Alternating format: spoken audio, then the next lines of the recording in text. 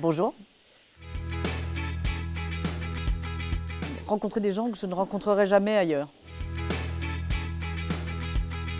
J'en ai même une seule, l'espoir. Les dernières années, ce qui a beaucoup assombri le climat, c'était le fait que les gens n'arrivaient plus à se projeter.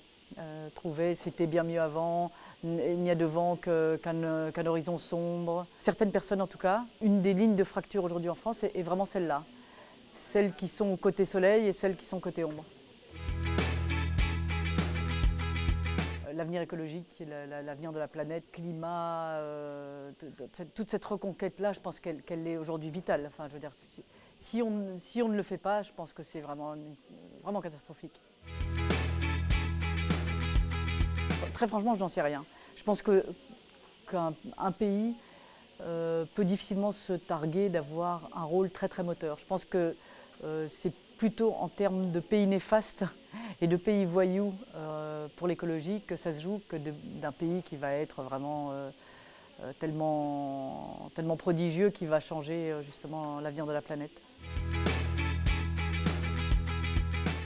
Oh bah aujourd'hui les États-Unis, ça franchement c'est trop facile.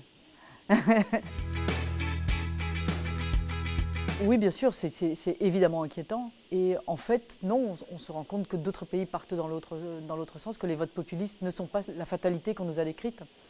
Et donc de dire inéluctablement on va vers ça, il n'y a plus rien à faire, le frein et la marche arrière n'existent pas, je pense que si. De renoncer à l'avion pour aller à Toulouse et de prendre le train. Oui, c'est pas non plus, hein, j'ai pas... Mais enfin, je pense que de changer le mode de transport, enfin, c'est petit. Et c'est vrai que c'est très frappant parce que pour vivre salement, hein, pour dire les choses, pour vivre salement, il suffit juste de vivre. Et pour être en faveur de l'écologie, c'est toute une histoire. C'est-à-dire qu'il faut changer ses habitudes, jeter les choses autrement, voyager autrement, etc. Et c'est ça la difficulté. C'est-à-dire que tout geste écologique demande réflexion, alors que tout nous pousse à ne pas le faire.